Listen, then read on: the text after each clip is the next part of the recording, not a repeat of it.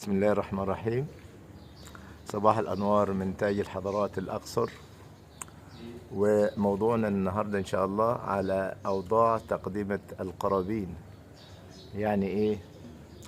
يعني على سبيل المثال الناس الريتش حكام الأقاليم علشان يدخلوا الجنة لابد إنه إيه يرموا بياضهم، يعني إيه يقدموا القربان بتاعهم. فالقربان بتاعهم ده أنواع مختلفة من الأطعمة. السمك، بص كده أقعد أوريك سمكة. بص كده يا حبيبي، دي سمكة، بص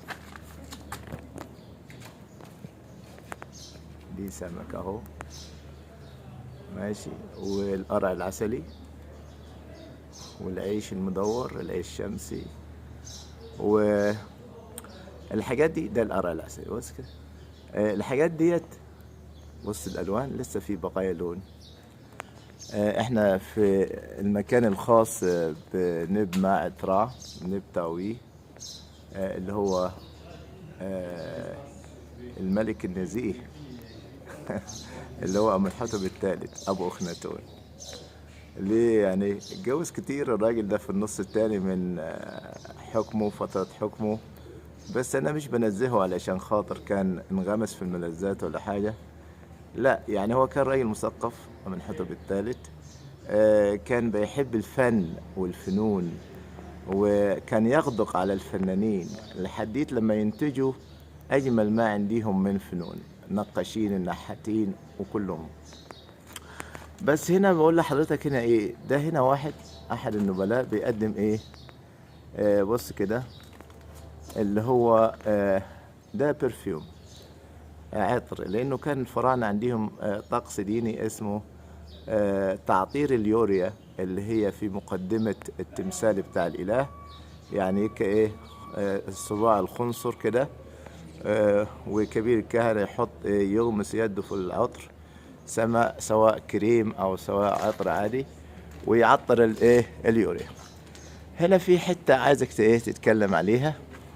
أحيانا أنت تلاقي البط، بص البطاية ديت كده تلاقيها صاحية ماشي، واحيانا تلاقيها ايه الرقبة بتاعتها ملفوفة، يعني خلاص كده ايه قدموها قربان ريدي، الرقبة ايه دلدلت.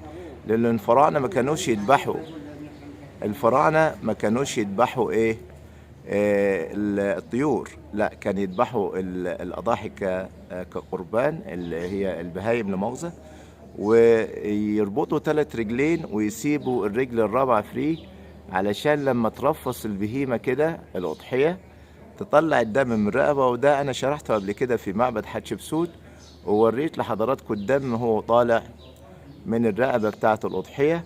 ولذلك بتكون إيه الأضحية بتاعتهم طاهرة، يعني إيه خالية من الدم جوه. يعني هي الأضحية، احنا حاليا طبعا عيد الأضحى قرب، وكل سنة وحضراتكم طيبين. طبعا احنا لما نبي نضحي بنربط 3 رجلين من الخروف او الثور او اي حاجة زي كده، علشان الرجل الرابعة يرفس كده، هو ايه يعني يرفس بيها. الناس اجدادنا القدام يقول لك ده عشان خاطر زي كأنه بيشهد، يعني بيشهد ويقول لا اله الا الله، هو وايه هي الأضحية بتندبح. ده احد الاراء يعني. فهنا حضرتك ليه البطاية ديت او ذكر البح ده ماشي ليه كده ايه حي، يعني ليه صحي؟ لما انت تشوف حاجة زي كده يبقى تعرف ان الناس دي جاية من مسافة بعيدة، فما ينفعش يذبح في بلده. هو هيسافر اسبوع ولا اسبوعين سفر علشان يجي يقدم الأضحية هنا او القربان، يذبح هناك ويجي يقدم، يكون عفن الطير بتاعه، عفن طبعا. لكن يجيبه هو طول ما هو جايبه في السفر بيجيبه صاحي زي كده ماشي. لكن لما تيجي تقرب عند قدس الأقداس ماشي، هتلاقي الطير ده الرقبة بتاعته ايه ملفوفة كده، يعني ايه معقوفة كده، ايه خلاص قدمها أضحية، الرقبة اتدلدلت واتلفت واتقدمت أضحية، يعني الطير اتقدم أضحية. هتلاقي ايه الرقبة ملفوفة لفة كده، او متدلدله لتحت، يبقى كده تقديمها كأضحية خلاص.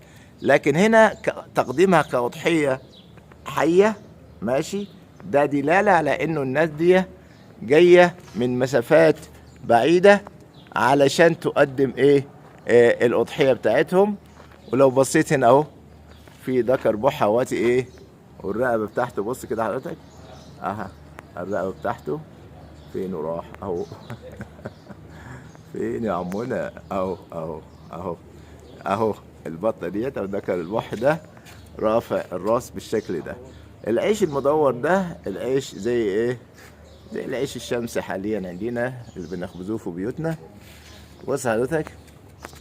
طيب في ملحوظة عايز اقولها لكم.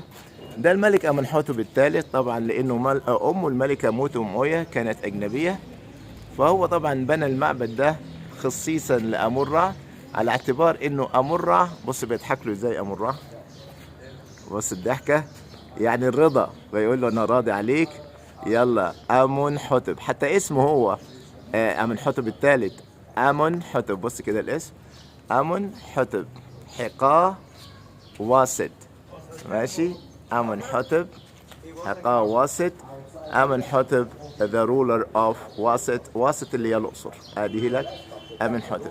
يعني ايه امون حتب؟ معناه يعني امون راضي، ماشي.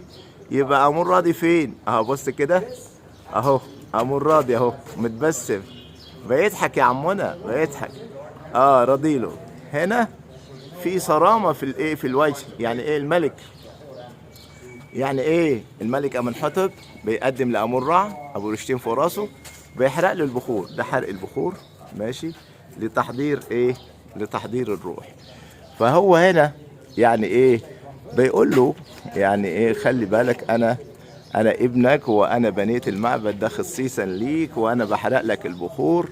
وهنا اهو امنحتب له ديل اهو.